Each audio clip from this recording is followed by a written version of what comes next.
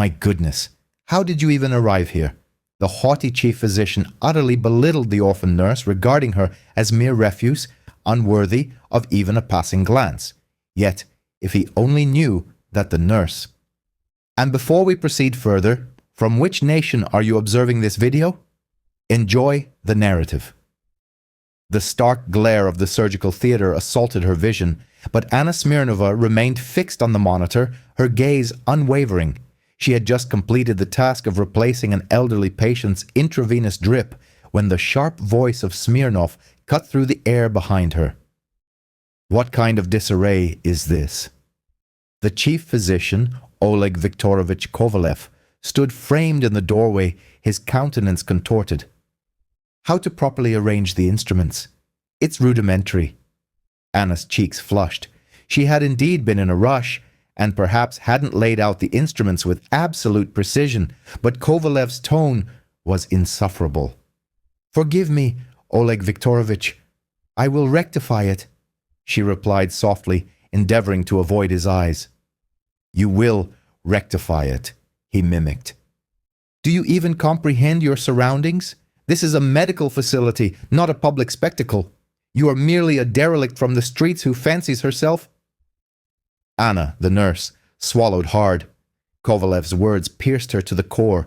She had harbored aspirations of a career in medicine since childhood, mirroring her mother, who had tragically perished in a vehicular accident.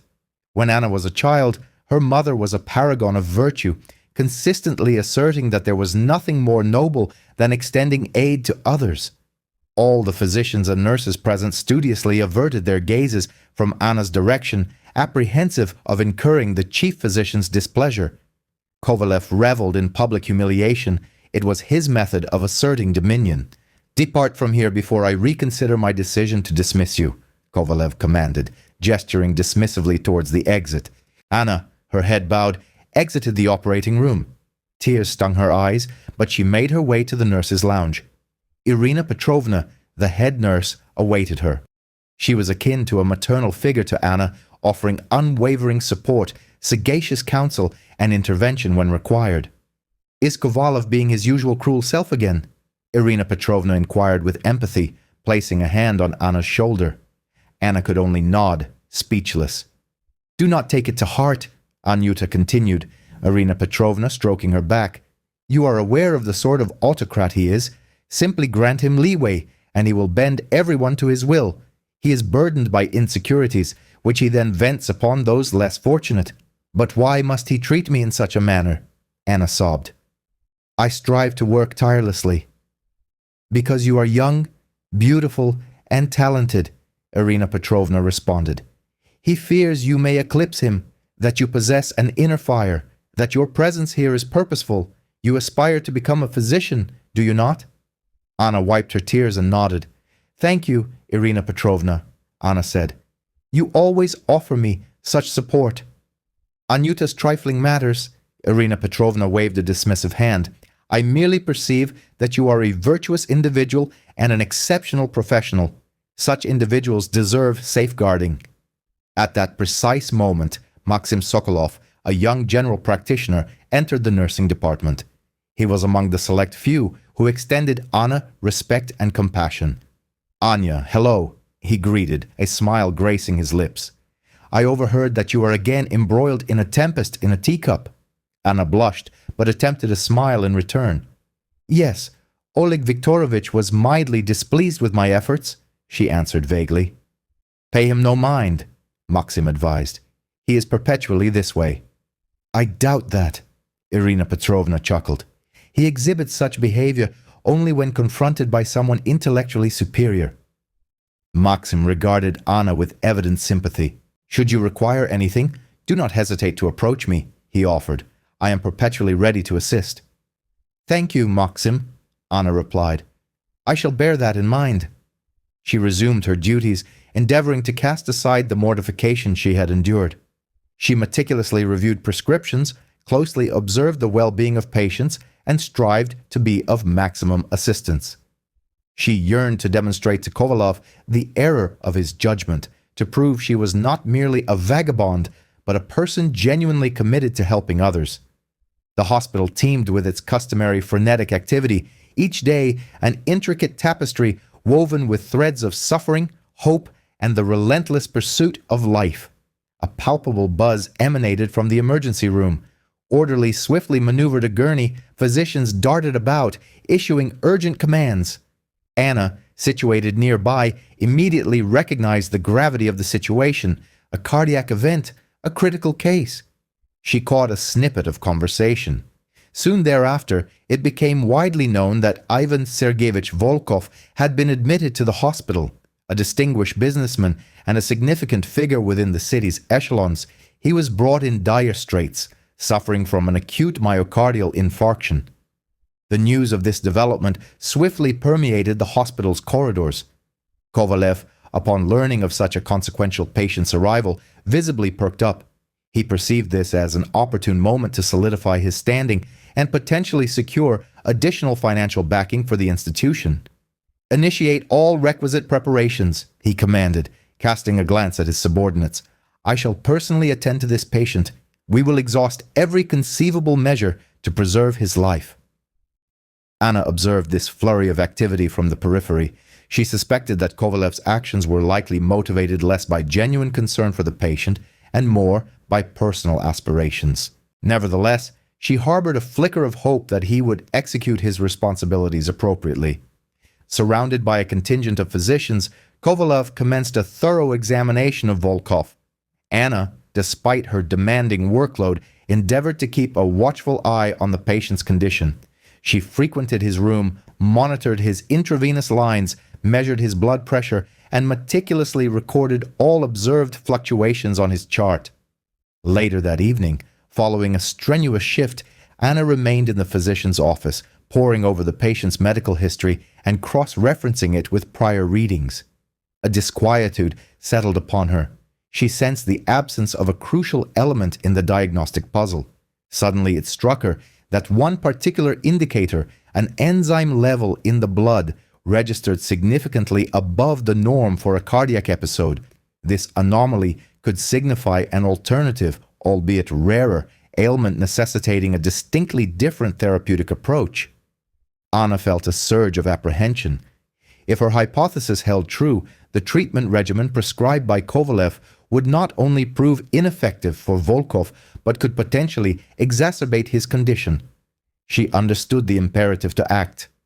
Anna resolved to confide in Maxim and proceeded to his office. She articulated her suspicions, presented the laboratory results, and elucidated her rationale for believing Volkov was receiving an inappropriate course of treatment. Maxim listened intently to Anna's account, offering no interruption. He was well aware of her keen intellect and sharp observation skills. He placed considerable trust in her intuition and her professional knowledge. "You are quite right, Anya," he affirmed after thoroughly examining the test results.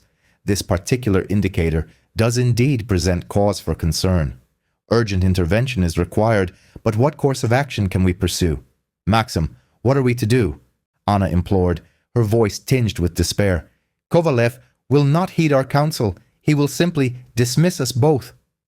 "I am aware," Maxim conceded, "but we cannot remain passive. A life hangs in the balance due to a professional oversight. We must endeavor to save him." Maxim proposed that Anna collaborate with him to devise an alternative treatment strategy for Volkov. They spent the entire night immersed in the physician's office, meticulously consulting medical literature, conferring with other practitioners via telephone, and scrutinizing every data point. By the following morning, they had formulated a new plan, grounded in the most recent advancements in cardiology. Anna alerted them to their independent actions, knowing full well that both faced dismissal and potentially graver repercussions, but they felt compelled to proceed. They believed this represented Volkov's sole chance for survival. The ensuing morning, Anna resolved to approach Kovalev and voice her concerns. Mustering her courage, she entered his office. "Oleg Viktorovich," she began, attempting to maintain a calm and confident tone, "I have reviewed Sergeyevich's medical history and observed certain deviations from the standard parameters. It is my professional opinion that the current treatment may prove ineffective." Kovalov looked up from his papers, fixing Anna with an irritated gaze. "What preposterous notion are you espousing?" he barked. "You are a nurse. Your duties involve administering injections and managing IV drips. Attend to your designated responsibilities." "However, I believe there is substantial cause for alarm," Anna persisted. "I have formulated an alternative treatment plan that, in my assessment, could be considerably more efficacious." Kovalov let out a derisive laugh. "You, a mere street vendor, have devised a treatment regimen for my patient?" he inquired mockingly. "Do you grasp the magnitude of your pronouncements?" "I merely wish to assist," Anna replied, her eyes beginning to well up. "I do not require your assistance," Kovalov snapped. "If you persist in this behavior, I shall terminate your employment. Now depart." Anna exited Kovalov's office, feeling utterly crushed. She understood he would never entertain her suggestions, yet she could not bring herself to surrender. Time crawled by. Anna found it impossible to focus on anything other than Ivan Sergeyevich Volkov, who lay in intensive care. She repeatedly passed by his ward, desperately seeking any sign that might instill hope, but the tableau remained unchanged. Monitors displayed an erratic electrocardiogram. Volkov's countenance was pallid, tubes crisscrossed his form. The staff room was enveloped in an atmosphere of palpable tension, the attending physicians, including Kovalev, exchanging grim glances.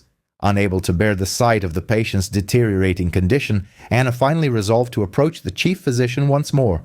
She entered the staff room, striving for a calm and respectful demeanor, though internally she was in turmoil. "Do everything within your power to preserve the patient's life," she implored. "Volkov's test results indicate a rare form of cardiomyopathy.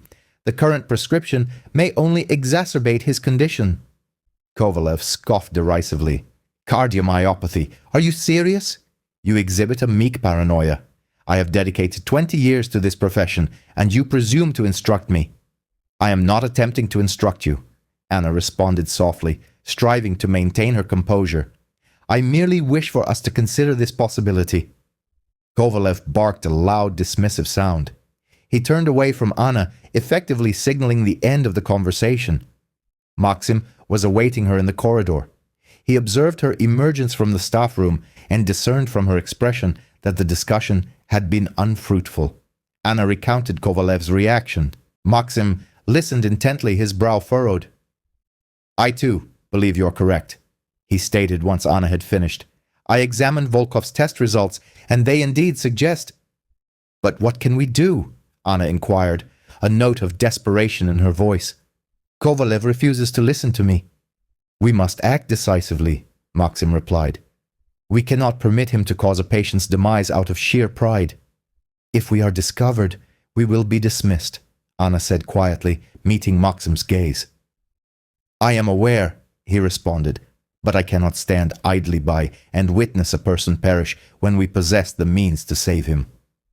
They commenced their clandestine operation, taking meticulous care to avoid detection.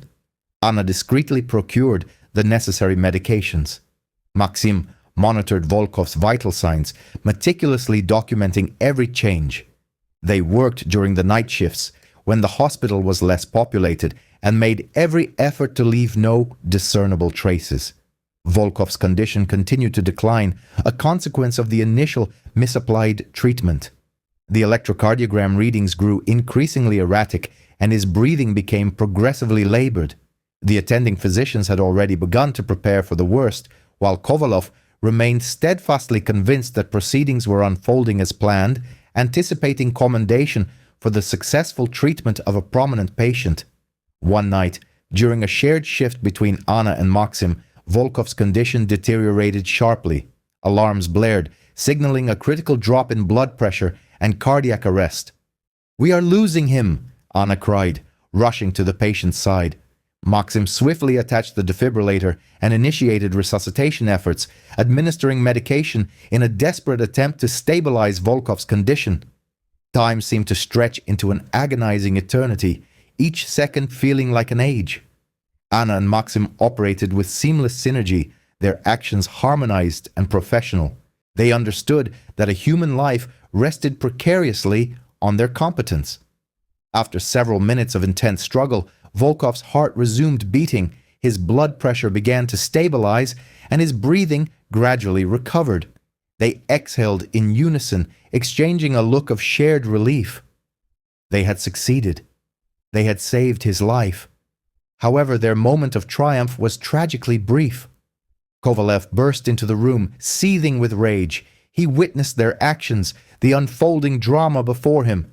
"I explicitly forbade you from touching this patient," he bellowed, pointing an accusatory finger at Anna and Maxim.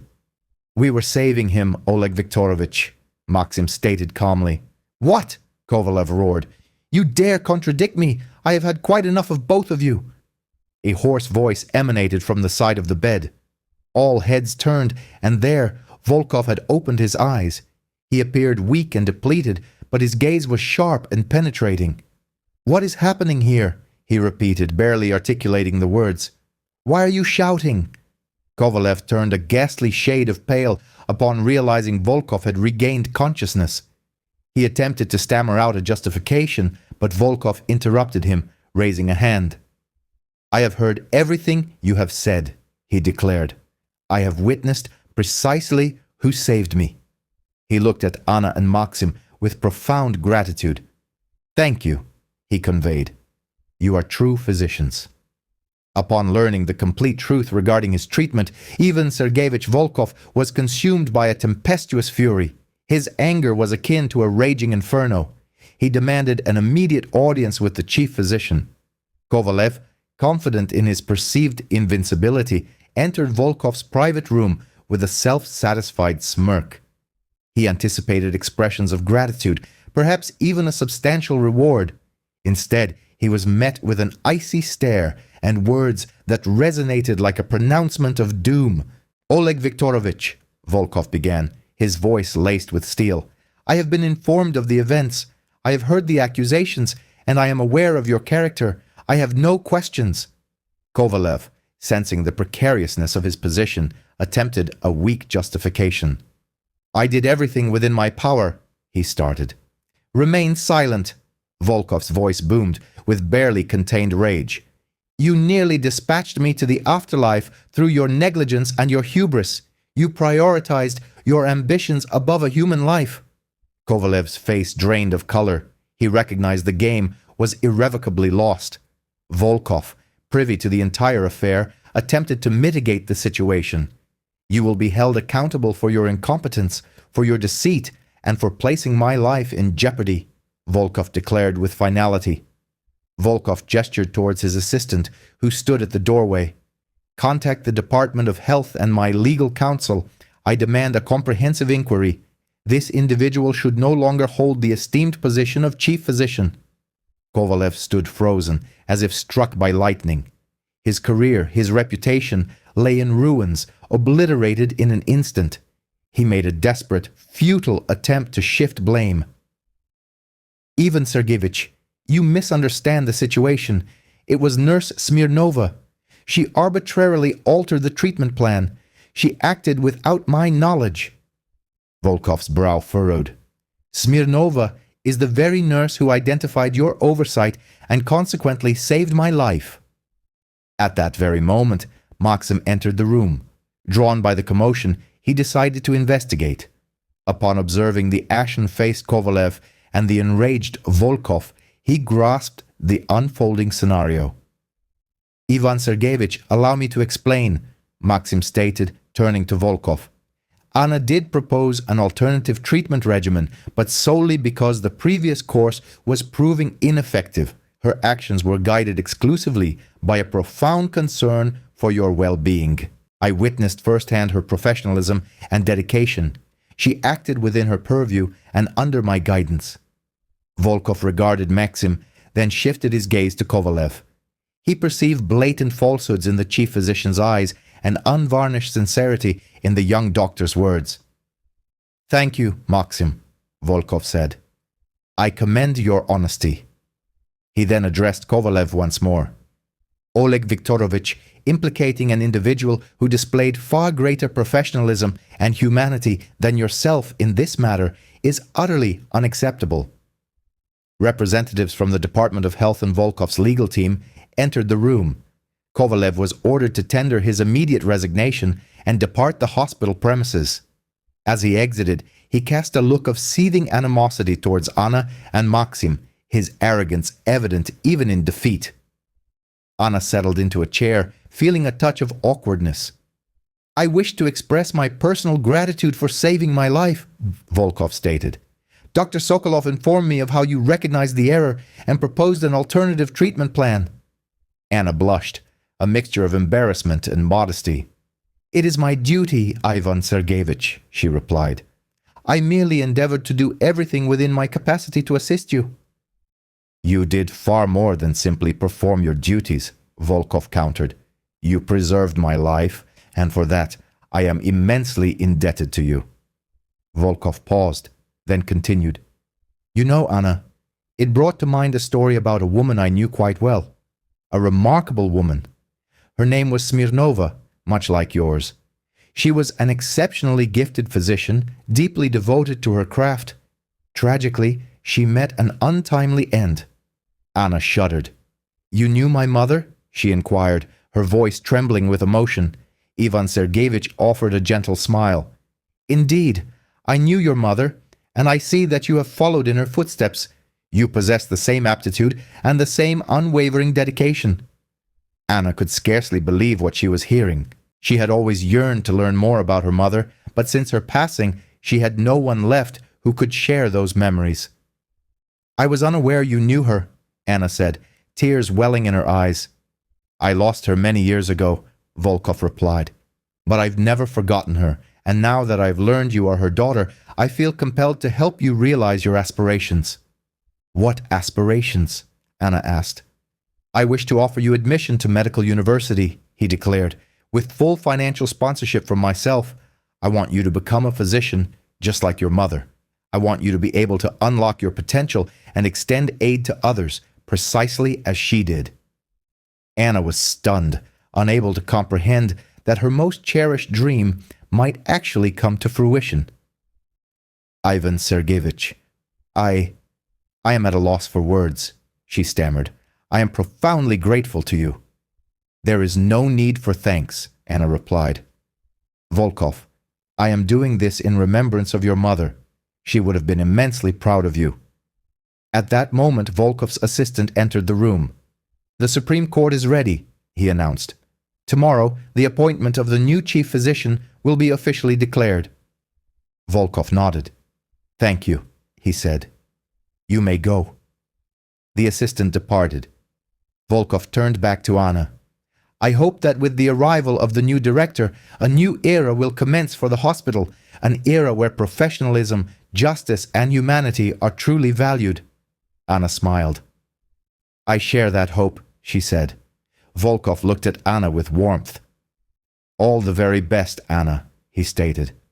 "I am confident that you will become an exceptional physician." Anna rose from her chair. "Thank you, Ivan Sergeyevich," she said. Just then, a knock sounded at the office door. Volkov nodded. "Maxim," he acknowledged as the young doctor entered. "Forgive the intrusion," Maxim began, "but I wish to speak with Anna." "Of course, Maxim," Volkov responded, now having concluded his discussion. He looked at Maxim with gratitude. "Thank you for your support," Anna said. "Without you, I would not have been able to accomplish this." "No thanks necessary," Maxim replied. "I simply did what I believed was right, and I have always had faith in you." Maxim fell silent as if gathering his resolve. Anna sensed he had something significant to convey. "Anya, he began. "I have long wished to express—" He paused.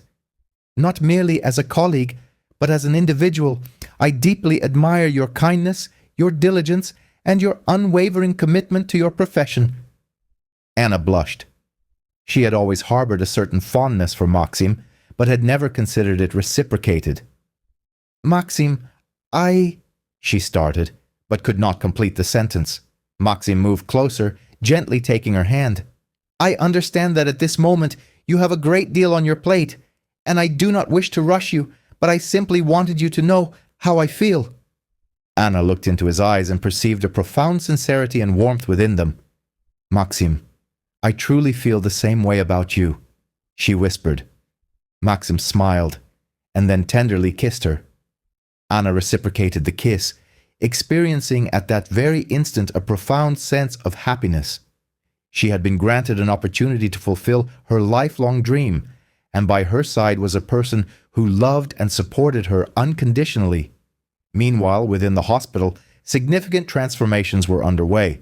Following Kovalov's dismissal, a new chief physician was appointed, an experienced and equitable specialist held in high esteem by his colleagues. He immediately set about restoring order and fostering a conducive atmosphere for professional practice. Anna looked towards the future with a sense of optimism and hope. She believed that her aspirations, her love, and her dreams would all find fruition, and she knew that together they could surmount any obstacle.